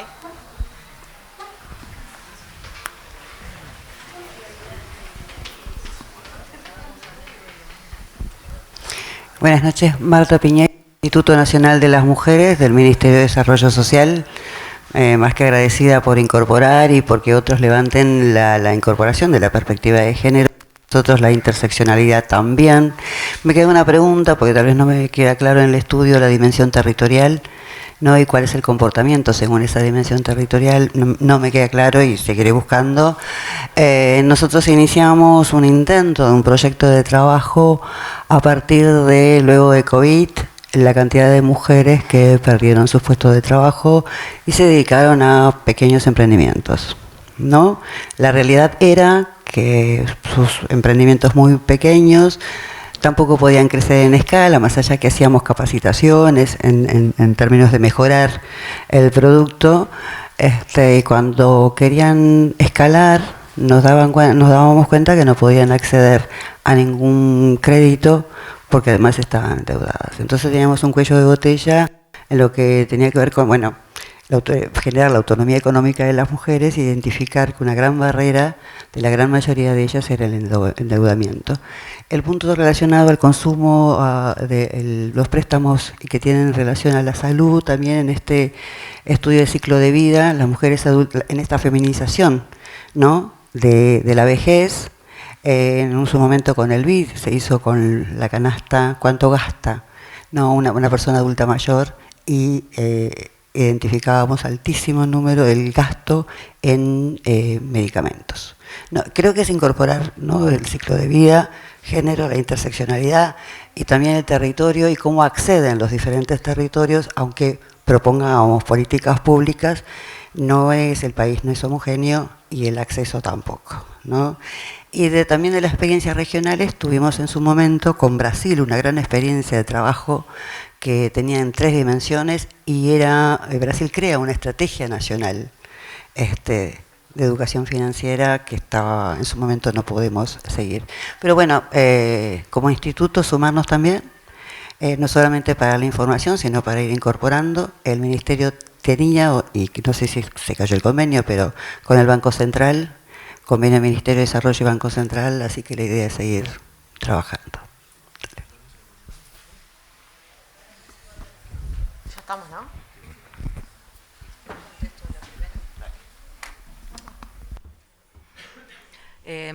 No, detenerme en la pregunta sobre, sobre defensa del comerciante. Eso. Ahí realmente lo que hemos venido trabajando desde hace un par de años, realmente tenemos un tema de vacío de competencias.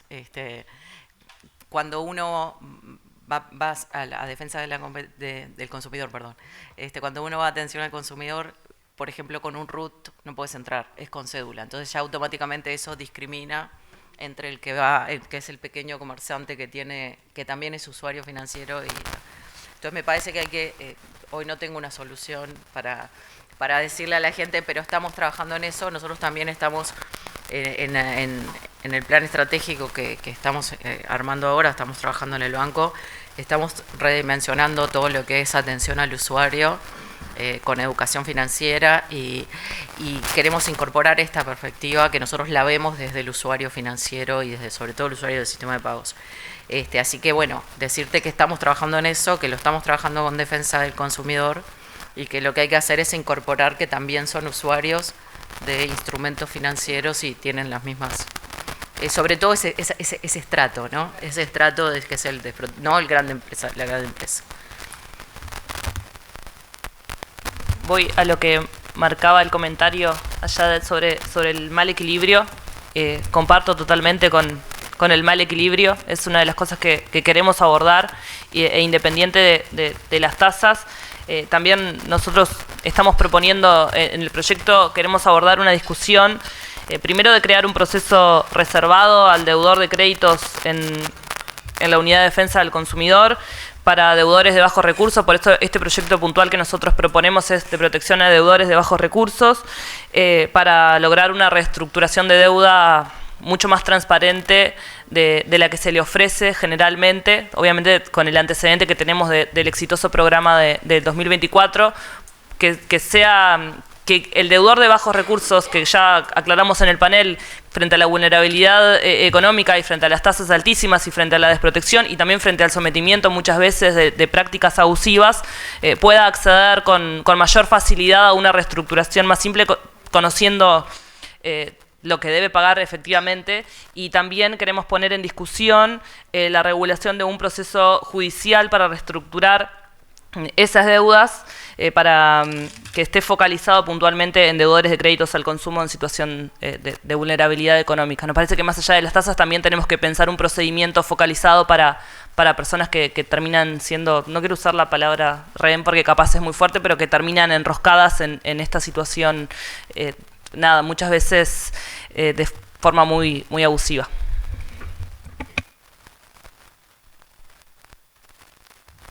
Si quieren digo algo con... la verdad que tratar de responder una pregunta sobre el ahorro podría generar acá mismo otra investigación, otro panel, otra mirada y un montón de temas, así que para el que hizo la pregunta, solo decirte, y volviendo a la importancia de la educación financiera, que nosotros en el programa que tenemos justo es eso, ¿no? Es como desde que empezamos a tener contacto con la educación financiera y económica, aprender cosas como que tienen básicas para la vida económica, ¿no? Elaborar presupuesto, el porqué del ahorro, y bueno, eventualmente tener conocimiento cabal de nuestros derechos para la toma de decisiones. Entonces, lo único que me gustaba decir era esto, ¿no? Incorporémoslo en la educación financiera, pero desde mucho antes, ¿no? Y desde lo importante que es tener, bueno, por supuesto que ingresos, por eso no quiero entrar en el tema del ahorro, pero sí por lo menos mirarlo como una variable que no necesariamente la tenemos incorporada, al igual que la elaboración de un presupuesto, que nos cuesta a veces. Ahora anda. Bueno, yo voy a agregar con respecto a esto del ahorro, igual además, justo en el abordaje que nosotros le damos surge mucho esta cuestión de poblaciones que no pueden ahorrar porque no tienen ingresos para ahorrar. Entonces nos centramos en eso, que creo que es lo que un poco quedó reflejado incluso en los motivos. Y completamente de acuerdo que el préstamo puede tener como contracara el ahorro y es súper importante abordar eso también, pero creo que nos enfocamos más, o no surgió tanto la palabra ahorro porque nos enfocamos en esta situación en las cuales, eso, lo que decía Ana Claudia, los hogares ni siquiera tienen la oportunidad de ahorrar.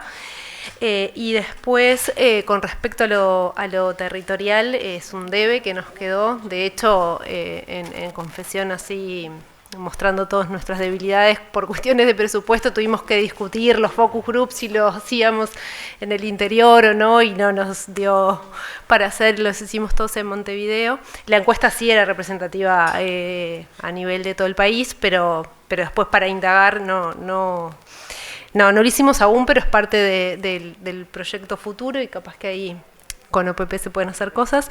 Y lo mismo con lo de ciclo de vida. De hecho, de los focus groups surgió como algo muy importante poder hacer un abordaje de ciclo de vida, porque hicimos un focus group con jóvenes y cómo los jóvenes percibían el problema y cómo lo estaban viviendo era muy distinto a cómo terminaban después los adultos. Entonces es otra de las cuestiones a agregar y sí también poder pensarlo todo desde un enfoque más interseccional. Ahora lo de género estuvo muy presente, pero no otros cruces que son igual de importantes. Entonces, ¿cerramos? Ah, sí, perdón.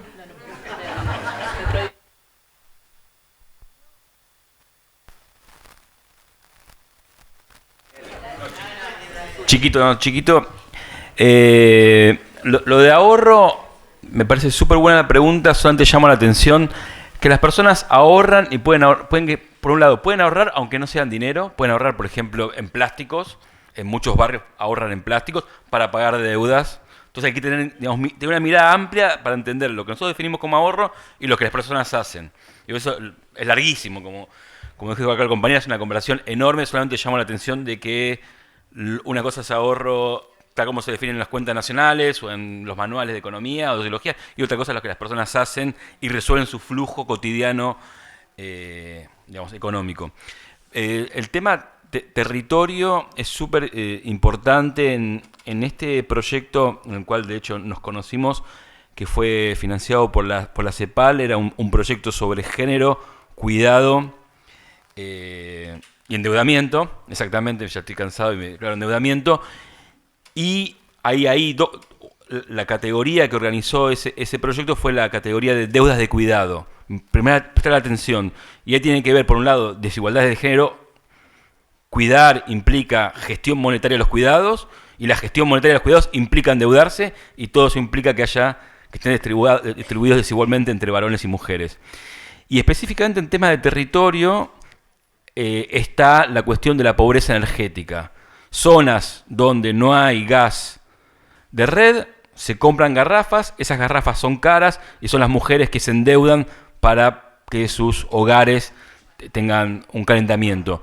Digamos, esas son deudas de cuidado vinculadas a territorios con problemas de infraestructura y que tienen un impacto directo sobre las desigualdades de género. Listo, me callo. Gracias, Ariel.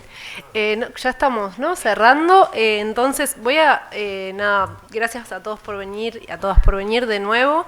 Ojalá que esto sea el comienzo de muchos trabajos futuros.